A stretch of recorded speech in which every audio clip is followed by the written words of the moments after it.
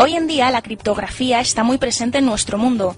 Así, acciones tan cotidianas como hacer o recibir una llamada desde un teléfono móvil, pagar con una tarjeta de crédito o débito, sacar dinero de un cajero, conectarnos a un ordenador introduciendo una contraseña, etc., hacen uso de técnicas que se aposentan en esta ciencia. ¿En qué momento inventó el hombre estas técnicas y cuándo empezaron las sociedades a emplearlas? ¿Cuáles fueron sus primeros usos? Creo recordar que la respuesta está en los orígenes de la escritura. En efecto, Bernardo, la escritura es, en opinión de muchos, el invento más importante de la humanidad. La escritura permite dejar constancia de hechos, opiniones, ideas, etc., salvando distancias temporales o espaciales.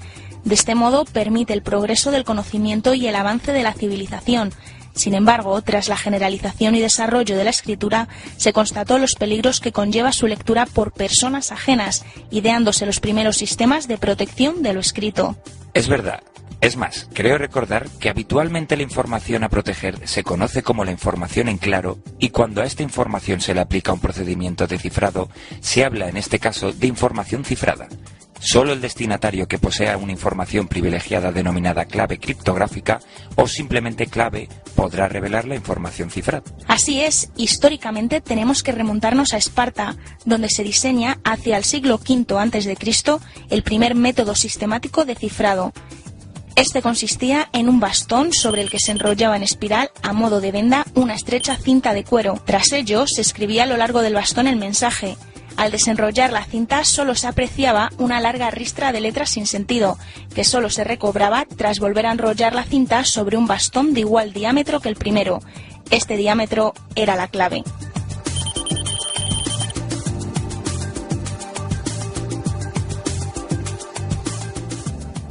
El método conocido como escítala lacedemonia era usado para comunicaciones entre responsables del gobierno de Esparta y sus generales. No obstante, debemos esperar aún unos siglos para encontrar el método más popular de la antigüedad clásica, el método César, conocido así por ser utilizado por Julio César. Consistía en sustituir cada letra del escrito, sin cambiar su lugar en el mismo, por aquella situada 3 posiciones por delante en el alfabeto. Es decir, cambiar todas las AES por DES, todas las Bs por ES, etc., hasta llegar al final del alfabeto, donde la X, Y y Z se cambian respectivamente por la A, B y C. Estos métodos, la escítala y el César, ilustran los dos grandes grupos de método de cifrado existentes, la transposición y sustitución. Mediante las técnicas de transposición, las letras del texto en claro intercambian sus posiciones según un cierto patrón, de modo que en el texto cifrado aparecen las mismas letras, pero con sus posiciones permutadas.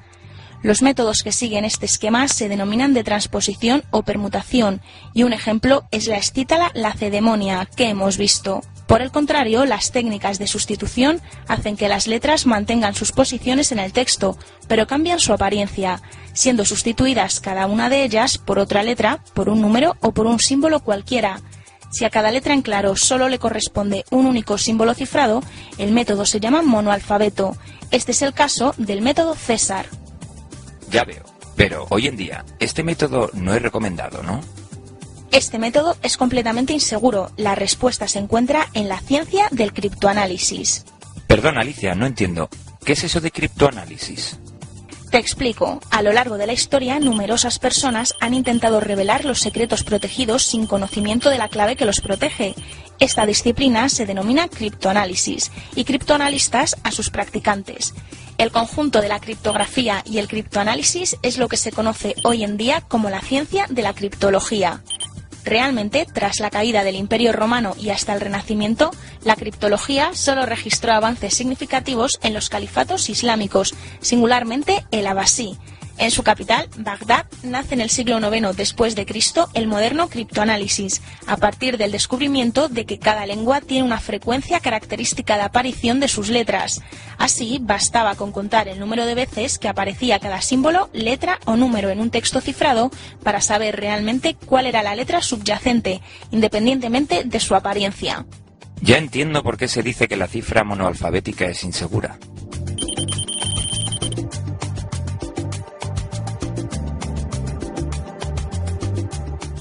Obviamente, a partir de este momento los cifrados monoalfabéticos estaban rotos, habiendo ganado los criptoanalistas la batalla a los criptógrafos. Naturalmente, los criptógrafos no podían prescindir de los métodos de sustitución, relegando toda la criptografía a la transposición, de modo que se desarrollaron los métodos polialfabéticos. Entonces, ¿se podría hacer un mecanismo criptográfico más seguro si se utilizan muchos alfabetos diferentes para enmascarar la frecuencia de aparición de estas letras? Exacto, y no es tan difícil. En los métodos polialfabéticos, cada vez que aparece una letra en claro, se escoge un carácter cifrado, sea otra letra, número o símbolo arbitrario, de entre un conjunto finito de ellos. Así, a una letra en claro, pongamos la A, unas veces será sustituida por la X, pero otras veces lo será por la Y o por el número 10, todo siguiendo un estricto patrón para que no haya ambigüedades a la hora de descifrar. Por consiguiente, el conteo del número de veces que aparece cada símbolo cifrado no aportará ningún conocimiento al criptoanalista. ¿Y qué sistemas polialfabéticos fueron los más conocidos? Los métodos que siguen este esquema fueron ideados por una de las figuras más notorias del Renacimiento, Leone Battista Alberti, inventor del primer artificio de cifrado, el cifrado de disco. Consistía en dos coronas circulares concéntricas. La interior llevaba grabado el alfabeto cifrado y era fija. La exterior llevaba impreso el alfabeto en claro y podía girar sobre su centro. Así, cada letra del alfabeto en claro se correspondía con otra del alfabeto cifrado, pudiéndose cambiar esta correspondencia al girar la corona exterior.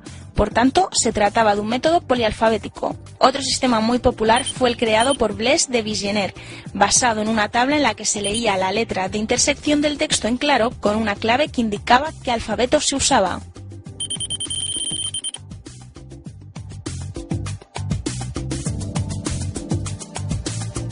Alicia, ¿es cierto entonces que la consolidación de la escritura secreta fue un instrumento imprescindible de poder en la creación de los estados modernos, la comunicación entre ejércitos y la presencia de embajadas permanentes? Así es, se crearon los secretarios de cifra, responsables del cifrado de la correspondencia entre reyes, ministros y embajadores, así como de criptoanalizar la correspondencia intervenida de otros estados. Por ejemplo, en España, el primer secretario de cifra conocido es Pérez de Almanzán, nombrado por los reyes católicos, pero es Felipe II quien renueva y da un gran impulso a las técnicas de cifrado, poniéndolas bajo la responsabilidad del secretario de cifra, don Luis Valle de la Cerda. Establece la cifra general para la comunicación entre él mismo, sus secretarios, sus embajadores y altos militares, y la cifra particular para las comunicaciones más confidenciales entre él y alguno de los anteriores dignatarios. Además, por seguridad, cambiaba frecuentemente todas estas cifras. ¿Y en otros países también utilizaban estos mecanismos de protección? Claro que sí. Lo mismo ocurrió con los restantes reinos europeos. Así, Walsingham con Isabel I de Inglaterra y Viete con Enrique III y Enrique IV en Francia hicieron de la criptología una materia imprescindible en las cortes y embajadas europeas. Sé que hubo alguna máquina de cifrar muy famosa. ¿Cuándo comienzan a aparecer las máquinas de cifrar? Aunque la criptología siguió avanzando durante el resto de la Edad Moderna y contemporánea, hay que esperar al siglo XX para presenciar progresos sustanciales en las técnicas de cifrado. En efecto, este es el siglo de las máquinas, acaparando una de ellas, la casi mítica Enigma, la mayor parte de cuantas máquinas han existido y existen en la actualidad. Enigma fue una máquina de cifrado patentada por Arthur Servius en 1918 y adoptada por el ejército alemán en 1923, quien llegó a tener varios millares de ella durante la Segunda Guerra Mundial, en la que jugó un papel esencial. Eso me suena. Los alemanes aprovecharon la Guerra Civil Española para probarla en situaciones bélicas, para lo cual dotaron de varios ejemplares a las tropas rebeldes. Cierto, la historia de esta máquina y su uso es apasionante. Ya tendremos tiempo de estudiarla en detalle.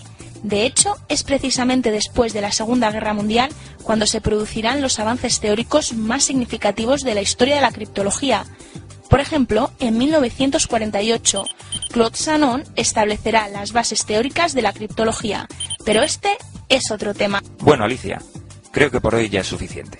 Tienes razón, Bernardo, ya seguiremos en otro momento. En la web de Intipedia encontrarás un documento con información complementaria sobre este apasionante tema. Hasta el próximo vídeo, adiós.